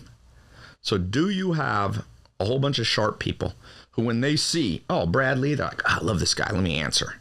So because some people just collect phone numbers at conferences and they think they're building a network. No, people who like you. Because we ultimately do business not with the smartest, but the person we just, I like this dude. So that's a level 4 multiplier. You should put a lot of effort into networking. When I was broke, I had a little condo, little apartment, $2,000 a month with a guy. I had 2 or 3 roommates, depending on the year. And I started doing UFC parties at my house in Raleigh, North Carolina. Lime Bay Lane, it's still there. I look at it on Google Maps. And I started with like 10 people come to the UFC. Then eventually I packed it out. So I was building my network with UFC parties. Parties build networks. I still do parties now. Do mansion parties, same concept. So network is the next multiplier. Now, this is where you get tricky. What's the most powerful network multipliers of wealth? The 2 that I'm gonna argue with, I won't get through all these 7 to keep it brief, but the 2 that I'm not sure which one's more powerful. 3, actually. Timing, or you could say luck. Mentors, or tech. The last 3 of these 7 multipliers, I'm not sure which one's the most powerful. I can argue, but I'll tell you, if you can specialize in those 3. So mentors is why I like books and why I was at ClickFunnels and there were 6,000 people there and people were like, why are you in this audience? It's a lot of new people. I'm like, just because people have less experience doesn't mean they can't be a mentor on a specific subject. I met a guy who's not been in business long, but he's a king of cold email. So I got his number and we've been talking. He's going to save me. He spent 5 years mastering sending 100 million emails a month to generate leads. How do you vet these people? You don't. You get that network pretty large. Now, for my hardcore mentors are all world-class guys. So I have 50. Hold on one second. Let me make sure. Okay. Back. I can edit that out. For actual board of advisors, which I have 15 mentors. 2 of them won a Nobel Prize. One's on the Forbes list. But I'm just saying, if I was starting out, the multiplier is just get anybody who has like 5 years deep experience in something. And you can usually vet. If you have any brain power, you can tell when somebody's full of shit. Ask them 3 deep questions. Oh, you do cold email? Where do you have the most spam problem? Oh, Gmail? How do you bypass the promotions tab? You can just go 3 steps deep and you'll know if they're an expert. Now, timing as a multiplier of wealth. Arguably, this is the 7th, even more powerful than tech, and I'm going to tell you why. Who's going to make more money, Brad? A super genius who right now, decides to become a personal brand, 2025. They got no followers, but now there's 127 million social media influencers. There's 5 million podcasts. It's saturated. His timing's not great. Or a man who's of average skill or slightly above average who started in 2015. Who you betting your money on will have more cash in their bank account. I'm betting on the timing guy. Is it true that Mark Zuckerberg, Bill Gates, and Jeff Bezos are the greatest businessmen of all time? No, but they got in early. Jeff Bezos built Amazon in 94, I think. Look at Gary Vee. Yeah, Gary Vee. I started my personal brand. He was 1 year before me. Tim Ferriss was before me or Gary. Really? So, now, by the way, you can be too early. There's multiple things I've been too early to. So when I say timing, I'm saying don't be early and don't be late. So look at real estate. In 2019, I started buying up farms over 10 years ago, farmland. The reason I did it, the richest men in the world try to buy up all the farmland. Bill Gates owns like 0.1% of all farmland in America. Jeff Bezos, they say, has bought about 5 times more than him in secret LLCs. I have a lot of connections in the farmland world. So 2019, I was on a call with a whole bunch of smart investor dudes. I flew to Illinois, most fertile farmland in the world. I take an SUV to the middle of Illinois. There's a county that's considered the most fertile place on earth. It grows the most food per acre. I take a shovel out. It was winter. There's snow. I shovel the snow away. Live Zoom. My team's holding it. I dig. I'm like, there's 15 feet of black topsoil. Okay. We can buy this farmland for $9,000 an acre. We should sell everything we have and buy this. And it was a whole bunch of city dudes. They were like, what the fuck are you talking about? The same farmland is $24,000 an acre now. 6 years later, $24,000. You could have put, if you had put $90 million in, $90 million, you'd have nothing has returned better than farmland, by the way. Multifamily hasn't tripled. This is almost tripled with farmland has almost no volatility. So my point is, it's the dumb guy who just buys in 2019 at the right time versus the genius who goes, oh, I know how to run an algorithm and analyze exactly what farmland is the best. Yeah, well, in 2025, it's already $24,000. So I tell people the number one reason, sometimes when I'm doing a talk, I'll tell the crowd if I'm selling something. I saw Russell Brunson's pitch to 6,000 people. He pitched. And Russell always tells me, Tom, the best live stage pitch guy ever. I have different, he's good.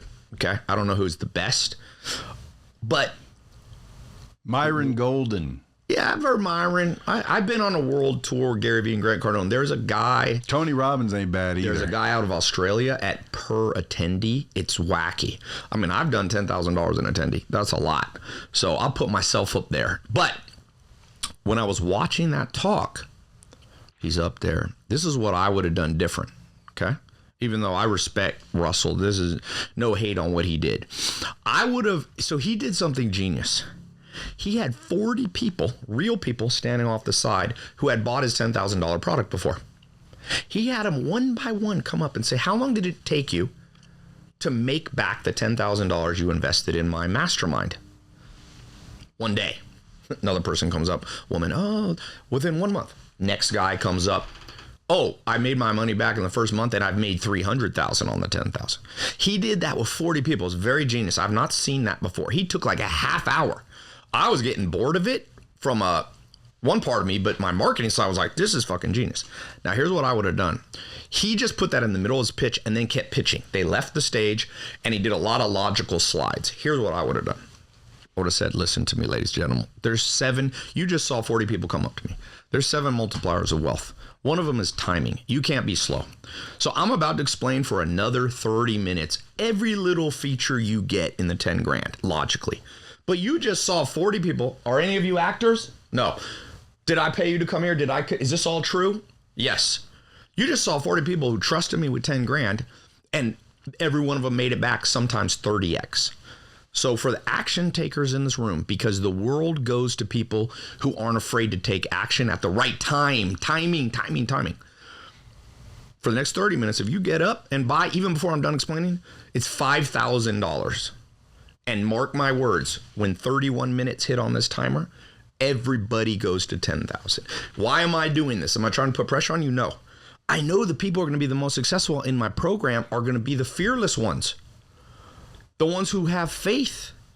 So I'm going to reward. I actually hope we sell out before the end of the 31 minute, because the people who need 31 minutes don't have the faith that it will take for them to get wealthy. So ladies and gentlemen, timer, let the games begin. Yeah, I was going to say. You watch that people would have sprinted and elbowed each other. Say I'm only doing 500 spots for the whole night today, or 1,000 spots out of 6,000 people. And if it fills up in the first 30 minutes, everyone's in at $5,000. I'm telling you, people will rush. But it's actually true that the people who get up and have faith are more likely to win, because timing is everything now. You give me a fast guy who's decently skilled versus a slow guy who's a genius. I'm betting on the fast guy who's decently skilled, because timing's everything. Look at Bitcoin. I have a friend. Listen to this story. This is a crazy story. My best friend, Dr. Germán Garcia Fresco, PhD, #1. He got his neuroscience degree faster than any human's ever gotten a PhD. He discovered the gene for paralysis. He's like published in like Nature and Neuron. Okay, genius guy. He has a friend. He's from Argentina. He's valedictorian of the whole New York State school system. Didn't even speak English. That's how book smart he is. He has a friend back in Buenos Aires who told him in like 2014, hey, Herman, buy Bitcoin. It's like $500 or $100. Herman does all this analysis. This is high likelihood to be a scam. I'm a PhD. He had one of his degrees is in math. He's like, I ran the math. So he bought none. This other Argentinian guy who owns a janitorial service, custodian service, okay, in Buenos Aires, says, well, I don't know. It kind of makes sense to me. There's going to be digital currencies like digital gold, and it started at $1 and now it's at a couple $100. So he bought $3,000 worth. Okay. About 3 years ago, Herman calls me. I'm so depressed. Why? He goes, my friend has $37 million. He showed me. And he's like, no PhD, custodial business, $37 million US. And by the way, that was when Bitcoin was at 25,000. You think it's going up again? Yeah, I just interviewed Michael Saylor. Michael Saylor said it'll go to 60 million unless quantum computer breaks it. But I wanted you to know, the point is, it's not the smartest or the strongest who survive. It's the most adaptable to the times you find yourself in. So never be slow catching a new trend. Never. This is the ultimate 7th multiplier. The man who takes action when most of the world's still afraid. Yeah, that's a good one. And what is the biggest trend you think right now? Well, I still think are you too late for AI?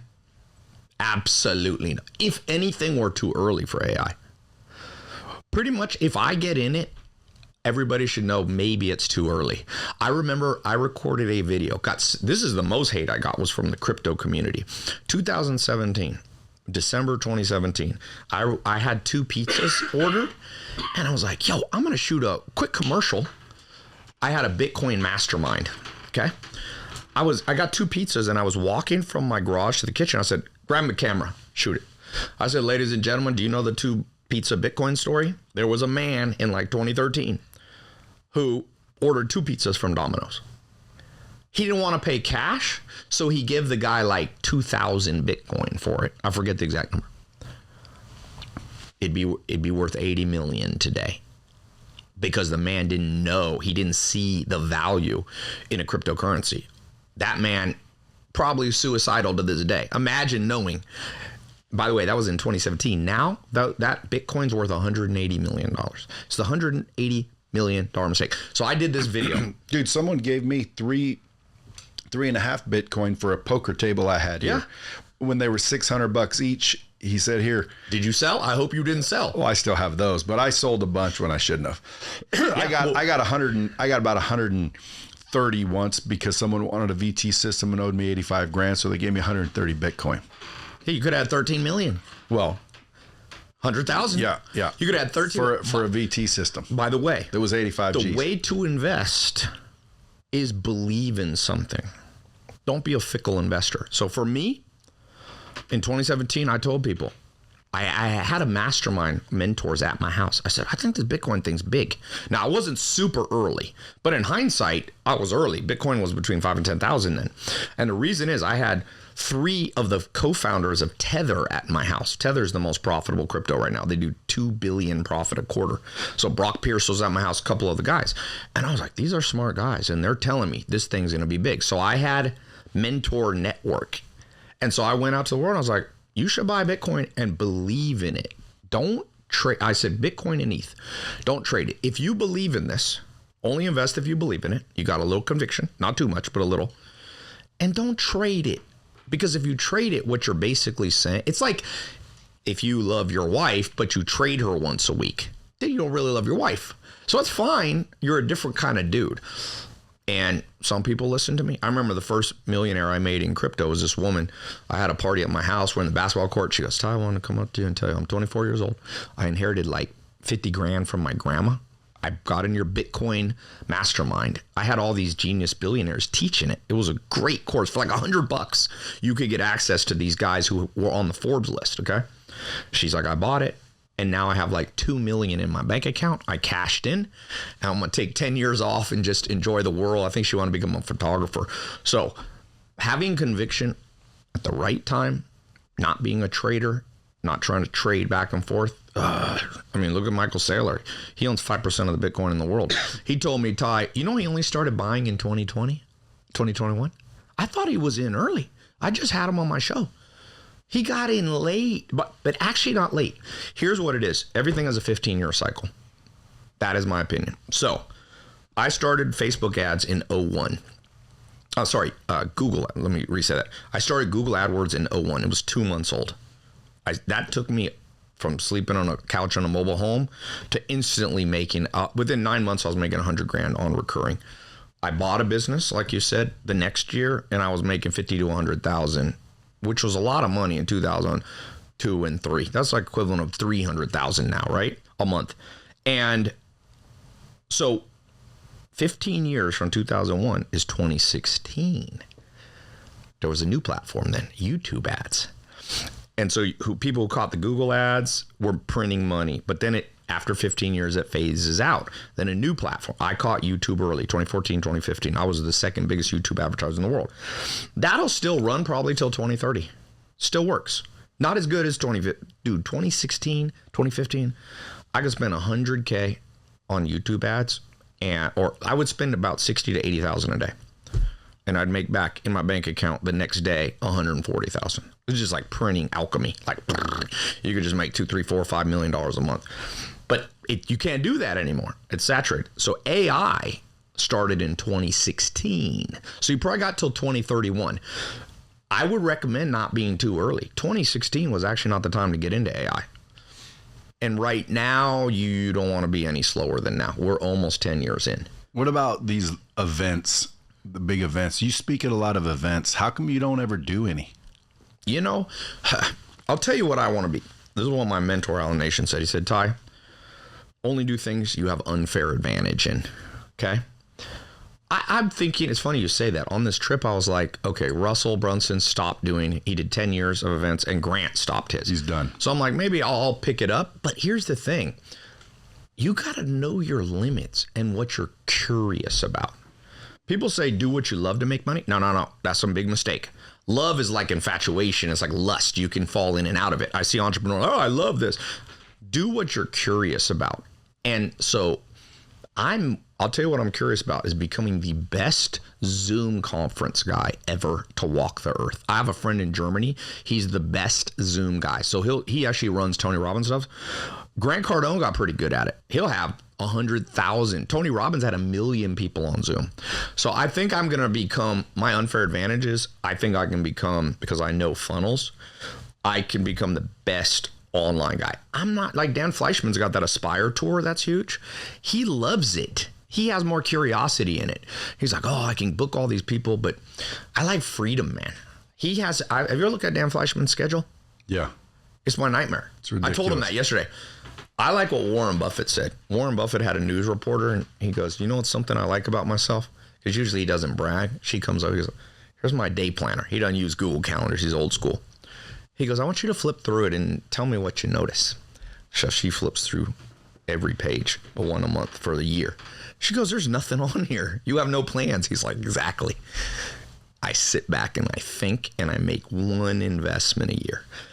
To me, Warren Buffett's the greatest lifestyle entrepreneur. Not the richest. Elon is. But Elon doesn't have a great lifestyle. So I like Warren Buffett's style. He reads 600 to 800 pages a day. Now he says he's old, so he can only read 600 pages. He reads annual reports, newspapers, books. He says, I read anything. He says, I read the back of the airplane manual when I get in there. He's a reading machine. He makes one good investment a year, keeps $200 billion in cash. I like what he says. I can't sleep good at night if I don't have at least $100 billion in cash. I'm like, good God. I know some people say cash is trash, but maybe Warren's right, and he sits there and he's a leopard waiting in a tree for the prey to come, the perfect prey that's not going to fight back but give him a lot of meat. And he's got $1 trillion company. Who do you think's the most overrated guru? Oh, guru? All the gurus on the internet nowadays. Which ones do you think's the most overrated? Let me say one thing. You remind me of something. I believe in the power of the guru. I read a book by Mahatma Gandhi, Nobel Prize winner, probably the most influential person of our generation because he changed India, which is the largest population. In his autobiography, he said, I believe in the power of the guru. I believe in the power of submitting yourself to smart people. So first off, when people say, Tai, you're a guru, I'm like, thank you for the compliment. It is a great compliment to be called a guru. Now, who's the guru?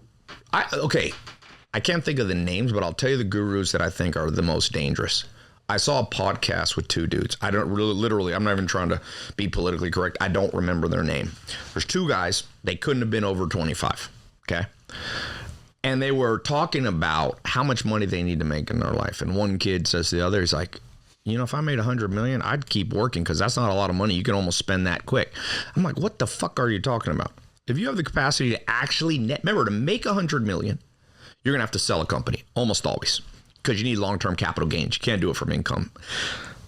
To have a company, let's say you have some investors, you own 60%. You got to build, and let's say it's valued at 1 times gross earnings. You're going to have to build a $400 million company. You exit for $400 million. You have 60% of it, call it 200-ish million after you pay the bankers and the lawyers.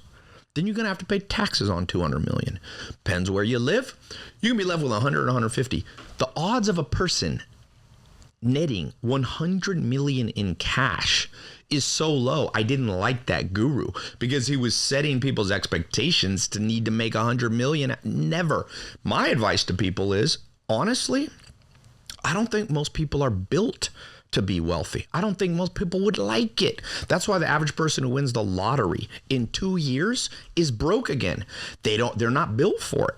So I tell the average person, make 50 to 100K with an online business consistently per year. Move to Thailand, Philippines, or Brazil. This is the greatest get rich quick scheme that's viable for people. Or buy a farm out in America, grow your own food, raise your family the right way. For the 10%. So I don't like those gurus that are guilt shaming everybody. And I have a private client program. People pay me between $100,000 and $1 million to mentor them. Okay. I got 2 dudes in there that I'm not going to give it away exactly because you might guess who they are, but at 20, I'll change their age, 23. They did 50 million in profit and 300 million plus of revenue. And they turned down 500 million before they joined on our first mentor call. I was like, what the fuck are you doing? They're like, well, we think no, they own 2/3 of it. At 23, they would have each had 100 million cash after tax. I said, the way of the billionaire, if you want to be rich, is Elon sold his first map company, took the 30 million, put it in a new business, PayPal, exited that for 130 million. It's a stair step to wealth of exiting. So they are listening to those gurus. They're going, oh, 100 million's not a lot. Don't be listening to a 25-year-old guru about your life path. You can listen to a 25-year-old on AI. All my mentors, I'm like, bro, I want you to I have what I call the 4-decade rule. My real mentors, guy like Tillman Fertitta. I said, how long have you been wealthy? I like him to say 40 years. He's like, yeah, he's 60, 70. It's like, yeah, back 30. I was rich. That guy's been through cycles. He's been through recessions. He's seen people betray you and business partners. He's been through lawsuits. Mark Cuban told me his whole 40s was, fighting the SEC in an insider trading case that he said I was innocent, and he won. But I need those dudes who've been through the warfare. So the worst gurus are the dudes who are 23, talking out their ass about everything related to money. You don't have that. You can't Google experience. That's what Joel Salatin said. AI won't give you experience. You need that intuition. So I'm looking for what they call old heads.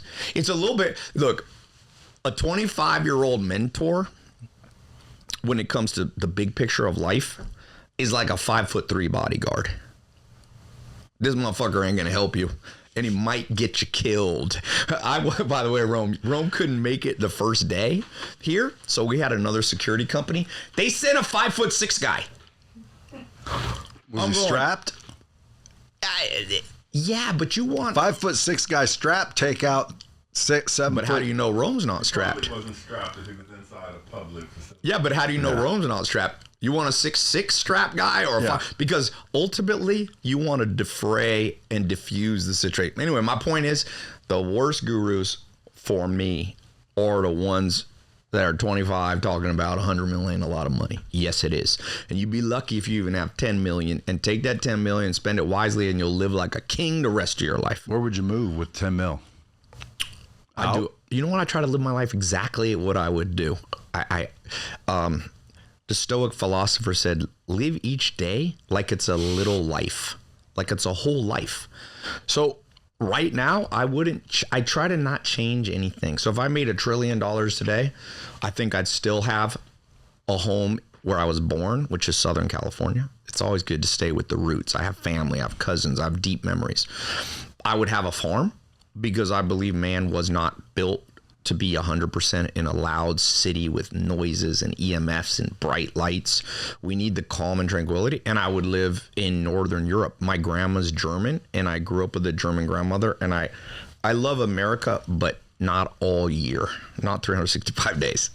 So I wouldn't change anything, man. If I made $1 trillion, maybe I'd have a bigger place everywhere. Okay, last question. Yeah. What would you change if you were me? What would you do if you woke up tomorrow and realized, damn, we switched? What would you do to catapult me? So you're basically saying, if I was the mentor of Brad Lee, what would I say? Yeah. Okay, here's what I would say. Number one, you've gone hard on your personal brand, double it. Double it. So if you're spending 100 G's a month on editors and 200 immediately, or I kick you out of my mentor. If there's a dude I was on the phone with, if you saw me a little mad in the green room, I'm like, I'm gonna kick this motherfucker out, and I'm gonna use him as a 67-step.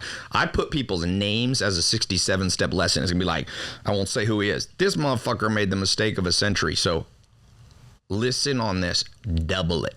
I'm talking, if you're shooting, how many podcasts you do a week? 3 to 4. How many hours are they? Minutes. Remember, it's only minutes watched, not shows. 60. 120. You need to go to 120. All your shows should be. Joe Rogan proved the model. They made fun of him for 3-hour podcasts in 2008. He's like, I think I'm right. And he's the most listened to person. He got Trump elected. Well, you just have to make sure your guests are all 3-hour worthy. Then you talk more. No, you just go from 60 to 120. All right. I'm listening. So you put a timer up there. You're like, motherfucker, if you get bored. I heard Tim Ferriss say, how to build podcasts. He's like, if the dude's boring, you talk a lot. So you know how like Saturday Night Live pulls stuff on the screens? Like pull up news events, talk 5-minute segments, and then get the guys' feedback. So also, I was coming out with a new show, gonna try my stab at it and just call it Trending. Yeah, there Brad you go. Lee. Dude, I've been doing that. Genius idea. So do that. Go to Google Trends and talk about them. I would do also multi-guest shows. Lex Friedman, by the way, just did a 12-hour podcast. So, okay, double the amount of money you spend. That includes so my number 2 advice for the personal brand, you need to spend money on branding. I'm talking take 100 G's a month. I've spent 500 to $1 million doing this. Giveaways. You know, Mr. Beast has been through my programs. I was doing giveaways early. That's how I met Dan Fleischman, really, was doing giveaways. So you need to be doing all the tools, giving stuff away, boosting YouTube videos that have no call to action, no sales in them. You can't make money from them. You boost them. You get your face. So that was my advice, number 1. Number 2, you have a software company. I would warn you about being lackadaisical on letting programmers go. I would be most ruthless in terms of firing. I'd say, listen, every quarter I go through, anybody, I rank all employees 1 to 10, and you can't give a 7. So I'll ask the manager, 1 to 10, what's this person? You can't say 7. 8 is exceptional. 9 is shocking. 10 is impossible to be. And you cut anybody who's not shocking, because coding, I have one good coder that I wouldn't trade for 50 decent coders. He's better. He can outcode them. So since you make money from tech, you need to get pickier on who is allowed to walk. I saw you have some coders out there, right? I'd be like, bro, the bar's up. You better. I tell some of my team, I hope you're taking ginkgo, because if you ain't fucking smart and learning, and my chief marketing officers, I'm like, you better be filling up my chat with courses you're going through, staying on the cutting edge. So I would get real picky. So build a double personal brand, effort and money, pickier on coders. And the third thing I would do, build a labs. Here's what a labs is. How many of you guys work for you? People work for you? Here? Yeah, just total. 53. I'm taking 2 of them. I'm spinning them into a room. All you do is test weird shit all day. Should I launch a program on teeth whitening? They make one video with you, put it up on Facebook ads, see if it has above average return on ad spend. But you call that the madman room. And you're like, there's no rules. I mean, maybe you can be like, don't put me in porn or something like that, okay? But you're like, no rules. Because out of the labs, true story, I used to have an office in Sunset Boulevard. My next door neighbor was Barry Diller, the billionaire. He owns Expedia. I bought a business from once. So it was Expedia. Match.com used to be the biggest dating site. So here's his office. Multi-billionaire. Across the street, there's a weird little door that says, it's called IAC Labs. I still was like, what the fuck's this guy doing, chemistry? Because he was an online business guy. Expedia's online tickets. No. It was a dude's. I know one of the guys. He would sit in there.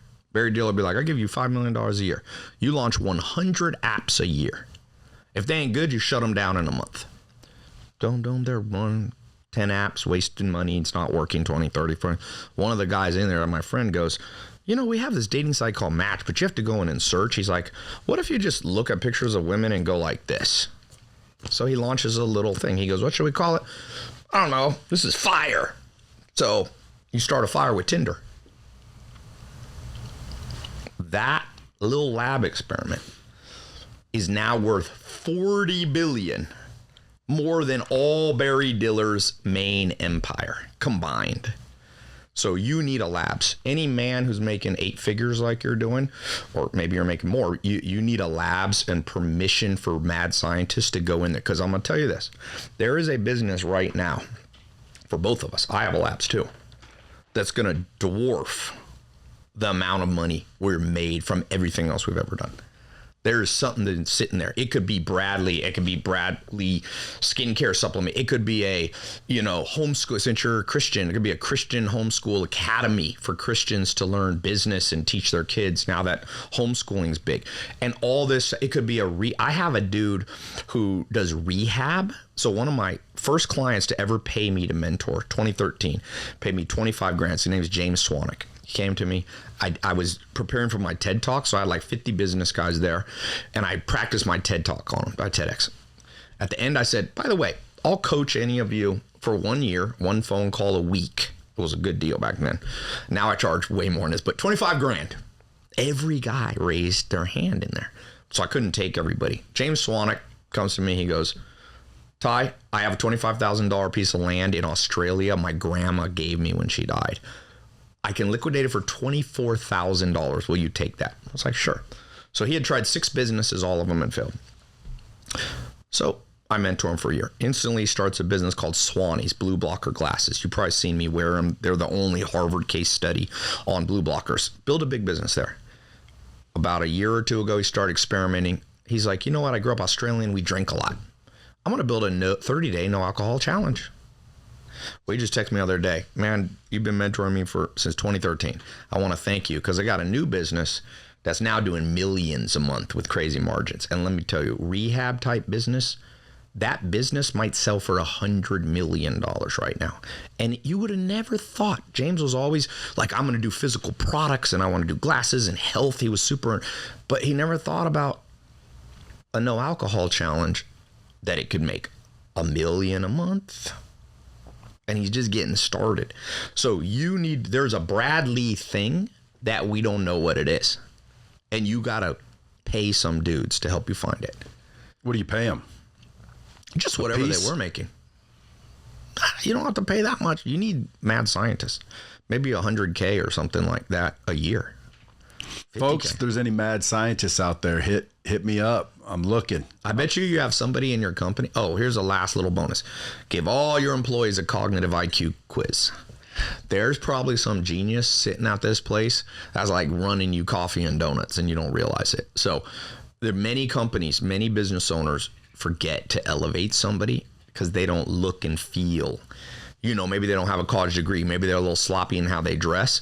Don't miss out on the diamonds in your company. I guarantee you out of 50 people, you already have the 2. There's no chance you don't have them. If you had 5 employees, maybe not. But 50? There's gold sitting in there. You got to mine the gold of genius. Pay attention, folks. You just heard it. That's some pretty good damn advice. When you in town next? Ryan Panetta asked me to speak at his conference, and I know Grant has his next month. You going to go to Grant's? Negative. No, I will be in Europe. I kind of keep my rotation, so I'll probably be here April or May.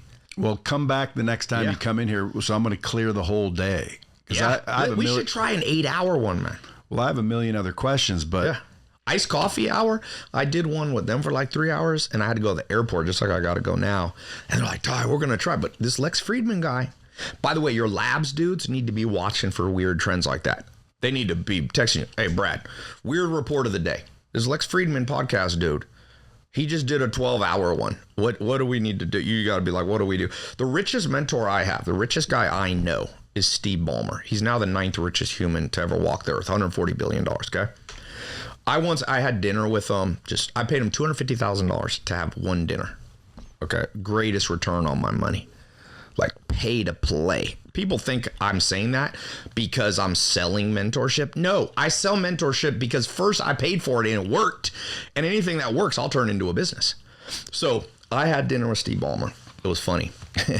We go to the Clippers. It was when it was at the Lakers Stadium before the game, dinner. I had like 2-3 hour dinner. He goes right in the first 5 minutes, Tai, gotta leave, important meeting. I'll be back in 20. So he leaves me with this dude who I thought was his personal assistant. So I literally, instead of talking to the guy, this is why you always be networking.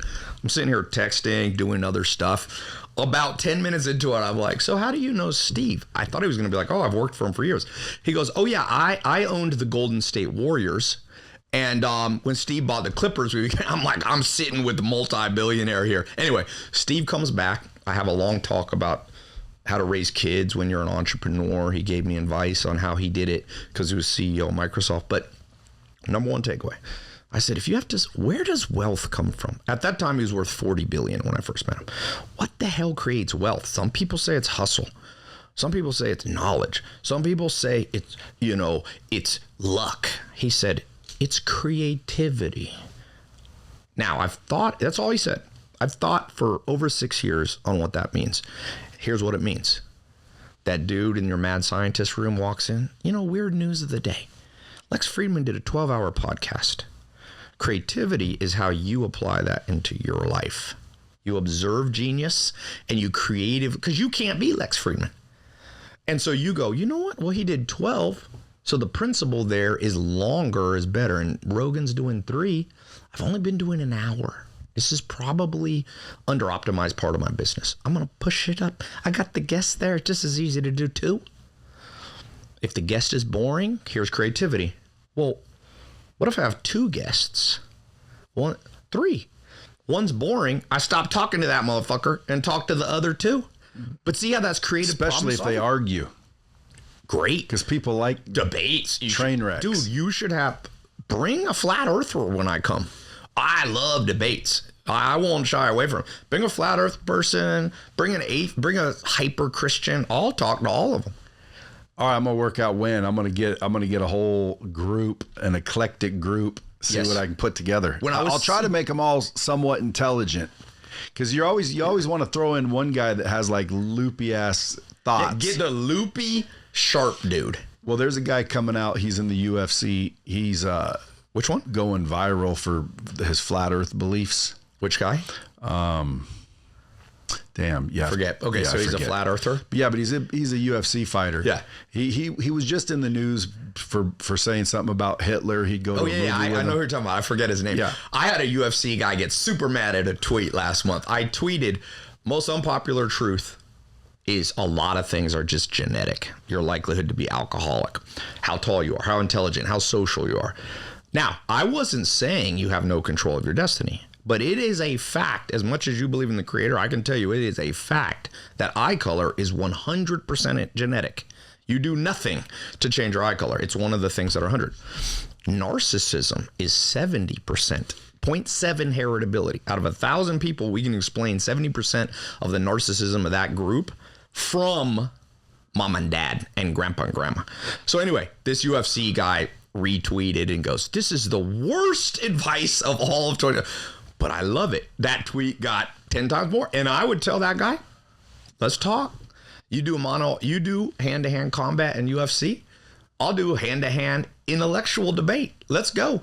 Because the truth is, as the Bible says, I'm quoting the Bible because you're a Christian, as iron sharpens iron, so a friend sharpens a friend. You need people in there that don't agree with you. I sometimes tell my staff, right now you have to tell me something you don't agree with what we're doing. You have to force people sometimes, but never have your ego in your convictions. That's where a lot of people make a mistake. Their ego is about their beliefs. So I meet people, I was like, oh, money's not, trying to make a lot of money is bad. You're going to be unethical. I'm like, your mistake is in this whack job belief. Challenge your own beliefs, attack your beliefs. And I'll tell you what your ego should be in. It's the actual accomplishments that you pull off.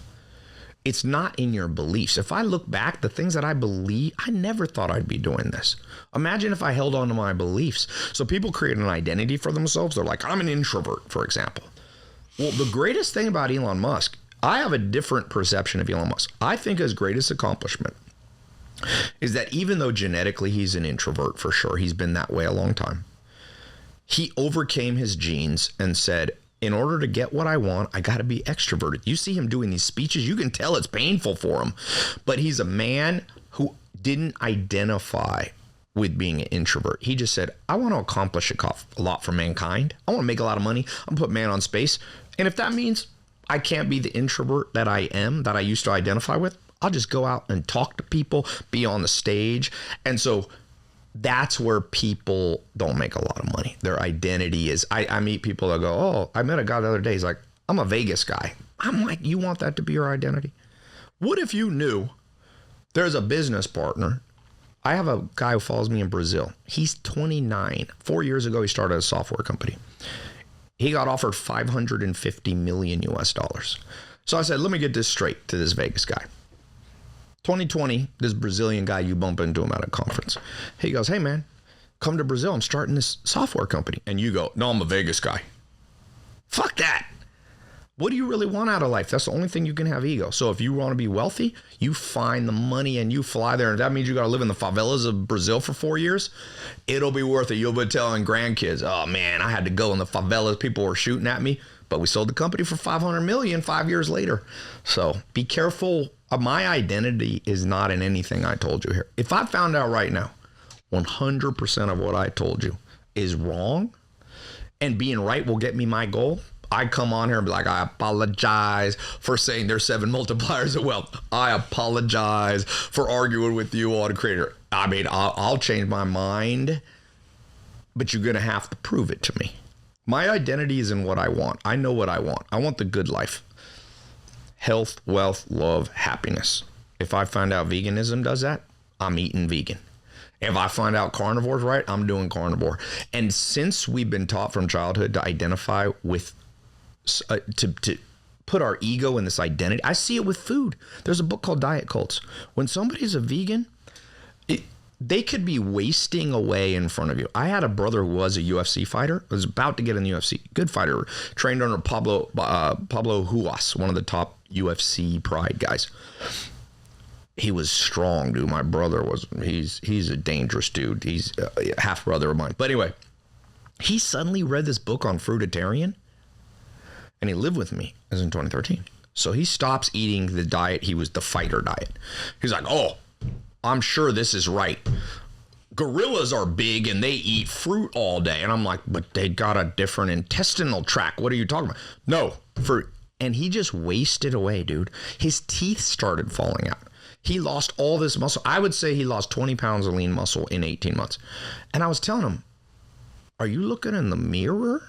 But he had an identity, but he decided he was fruitarian. He had that conviction. Steve Jobs, probably dead because he had the weirdest food ideas. You know, for 1 year, he only ate bananas and lemongrass soup.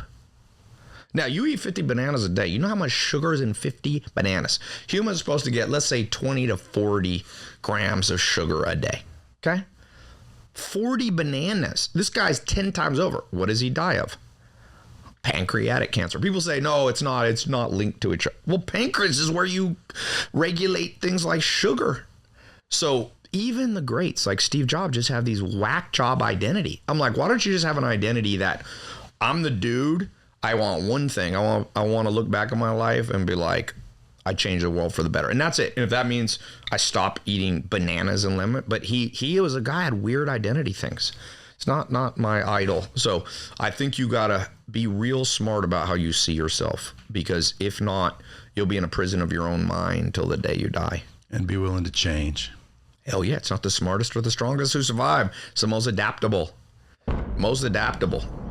Tai, appreciate you coming in. Thank you. Folks, you know where to follow him at Tai Lopez. I'm going to bring him back with a panel of guests, and we're going to do a debate. Way, I'm going to do a video. If you DM me on my Instagram, at Tai Lopez, the blue check mark one, just send me, put a DM that says Bradley, and I'll send you either myself or with AI a video I don't have published anywhere else where I'll talk a little bit more on this for people who want to hear my opinion. So just DM me on Instagram, Bradley, and either me, my assistant, or AI will shoot you a video that I have unpublished.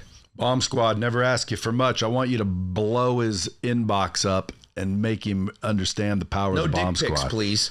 No dick pics. No male dick pics. Till next time, keep it real.